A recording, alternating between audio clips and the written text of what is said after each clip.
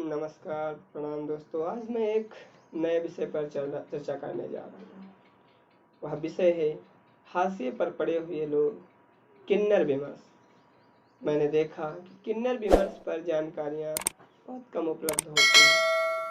मैंने जहाँ तक अपने शोध पत्रों से, अपने अध्ययन से जो किन्नर विमर्श के बारे में सामग्री प्राप्त की है, वह आपके सामने चर्चा का विषय बनाने जा रहा हूँ। चर्चा करूँगा उनके विषय में। किन्नर विमर्श पर चर्चा करने के लिए वैसे तो बहुत लंबा समय चाहिए, लेकिन मैं कम समय में समाहित करने की कोशिश करूँगा। समकालीन हिंदी उपन्यासों के अध्ययन से यह स्पष्ट हो जाता है कि इसमें स्त्री विमर्श, दलित विमर्श, आदिवासी विमर्श, मुस्लिम विमर्श और किन्नर विमर्श को लेकर एक गंभीर चिंतन दिखाई देता है।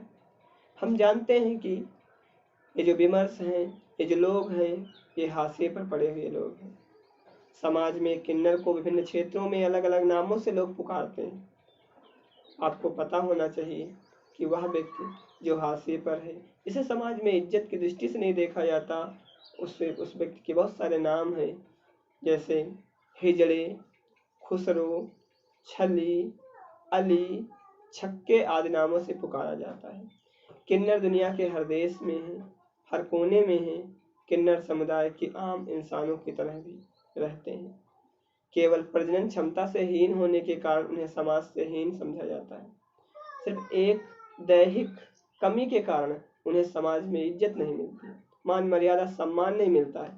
हिंदी साहित्य और समाज की मानसिकता में किन्नर विमर्श अभी अपरिपक्व अवस्था में है। महाभारत की बात की जाए तो क्या महाभारत में एक शिखंडी के रूप में भी किन्नर हमारे सामने प्रस्तुत होता है। अर्जुन ने भी अज्ञातवास में 1 साल किन्नर का रूप का धारण किया था। बेचन शर्मा उग्र की कहानियों में जिन लौंडेबाजों का जिक्र हुआ है, वह भी किन्नर हैं। निराला के कुल्ली भाट का चरित्र देखिए। निराला ने जो रचना अपनी कुल्ली भाट लिखा है, कुल्ली भाट का चरित्र यदि समलैंगिक व्यक्ति का चरित्र है। सुप्रसाद सिंह के बहाव्रत तथा बिंदा महाजन जैसी कहानियों में किन्नर ही हैं जो समाज से जुड़े हुए हैं। वृंदावन लाल वर्मा के एकांकी नीलकंठ का भी इसी श्रेणी में उल्लेख किया जा सकता है। हिंदी उपन्यासों में किन्नर को लेकर यह चुप्पी धारणा, किन्नर समाज को उठाने का कार्य नीरजा माधव ने अपने उपन्यास यमदीप में किया है। किन्नर 4 प्रकार के होते हैं: बचुरा, नीलमा, मनसा और हंसा। ये 4 प्रकार के जो किन्नर होते हैं। पहला, बचुरा। बचुरा वास्तव में हिजड़े होते हैं, जो जन्म से न स्त्री होते हैं न पुरुष होते हैं। नंबर 2, नीलमा। नीलमा कोट के हिजड़े वे होते हैं जो किसी परिस्थिति या वस्तु के कारण स्वयं हिजड़ा बन जाते हैं। नंबर 3, मनसा। मनसा कोट में वे हिजड़े आते हैं जो मानसिक तौर पर स्वयं को हिजड़ा समझने लगते हैं। हंसा कोट में वे हिजड़े आते हैं जो किसी यौन अक्षमता की वजह से स्वयं को हिजड़ा समझने लगते हैं। आज समाज में किन्नरों की स्थिति इतनी बिगड़ चुकी है कि वह ट्रेनों, बसों, गलियों, रेल लाइटों और चौराहे पर तालियां पीट पीट कर भीख मांगते हैं। नीरजा माधव का उपन्यास यमदीप किन्नर समुदाय के अतरंग जीवन का मार्मिक कथा का चित्र प्रस्तुत करता है। नीरजा माधव के यमदीप में नंद रानी की माँ अपने बच्चे को पढ़ाना लिखाना चाहती है। आज हम सब जानते हैं कि व्यक्ति जब हिजड़ा हो जाता है तब उसे लोग हीन दृष्टि से देखते हैं, लोग घर से परित्याग कर देते हैं। तो क्या और हम देखें तो यमदीप में नंद रानी अपनी माँ से कहती है कि स्कूल में आज तक हिजड़े को पढ़ते लिखते देखा है? किसी कुर्सी पर हिजड़ा बैठा है?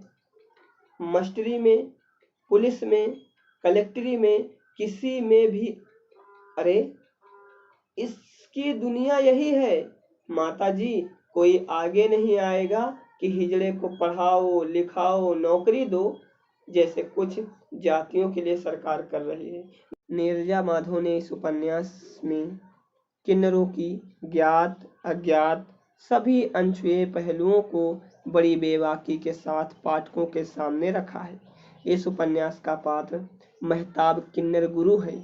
वह अपने चेलों को लेकर बहुत चिंतित रहता है, क्योंकि चेले नाज बीबी को समझाते हुए कहते हैं, क्योंकि चेले जाने अनजाने में अप्रकृत तरीकों से पैसे कमाना चालू कर देते हैं और मेहताब इन्हें गलत मानता है। वह अपने चेलों को समझाता है, क्योंकि उसे पता है वे लोग यौन रोगी हो चुके हैं।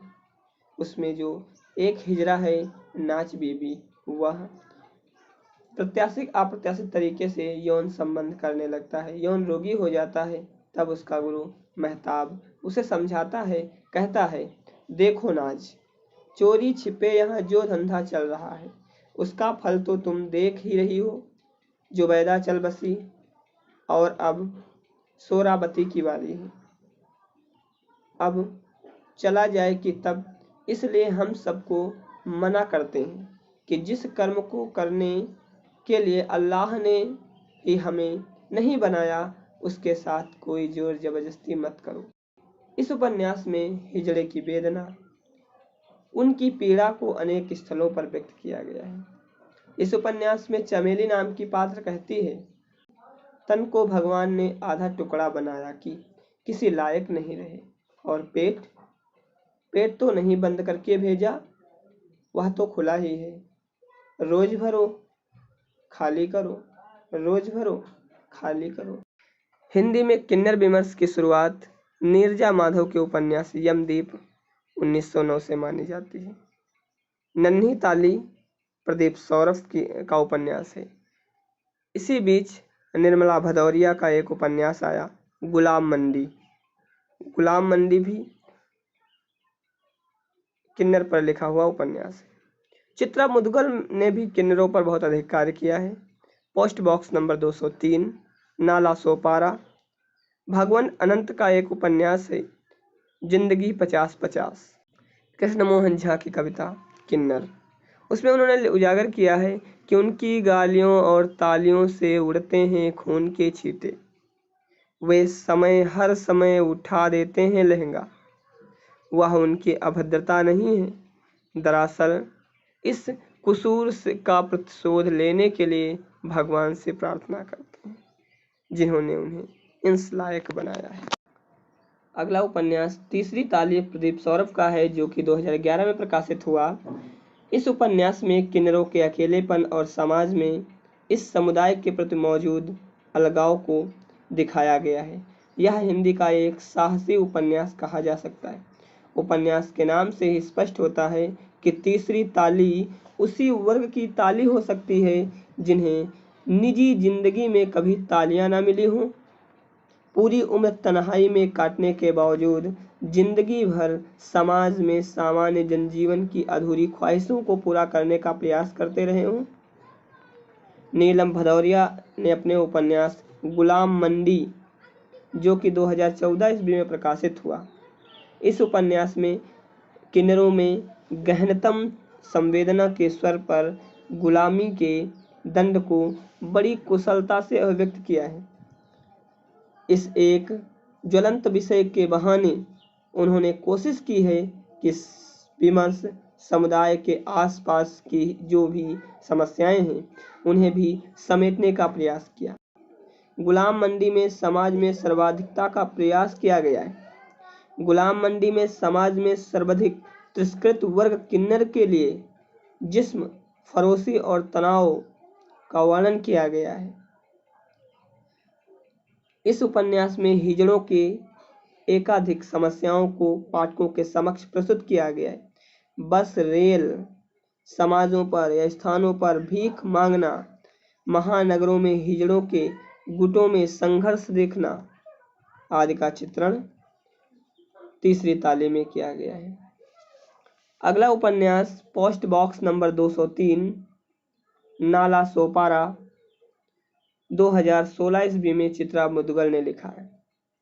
यह उपन्यास पत्रात्मक शैली में लिखा गया है। इस उपन्यास में किन्नर समुदाय की वेदना, दुश्वारियों, परिवार समाज में उसके प्रति उपेक्षा, राजनीति में उसके उपयोग किए जाने की अंतरकथा, उपन्यास किन्नर को मनुष्य ना समझे, जाने के बारे में वर्णन किया गया। अगला उपन्यास जो कि महेंद्र भीष्म का है, मैं पायल महेंद्र भीष्म का आत्मकथात्मक उपन्यास है। प्रत्येक किन्नर का अपना जीवन होता है, उसका स्वयं का झेला संघर्ष होता है। इस उपन्यास में किन्नर गुरु पायल सिंह ने अपने जीवन की कथा का वर्णन किया है। उन्होंने प्रत्येक किन्नर के अतीत में संघर्ष को देखने का प्रयास किया है। वीडियो काफ़ी लंबा हो जाएगा, इस वजह से इस पर विराम लिया जाता है। अगला वीडियो इसी विषय पर जल्द ही प्रस्तुत किया जाएगा। आप सभी से गुजारिश है कि अगर वीडियो पसंद आया हो तो चैनल को सब्सक्राइब करें, लाइक करें और अपने दोस्तों को फॉरवर्ड करें और कमेंट बॉक्स में अपनी प्रतिक्रिया अवश्य दें।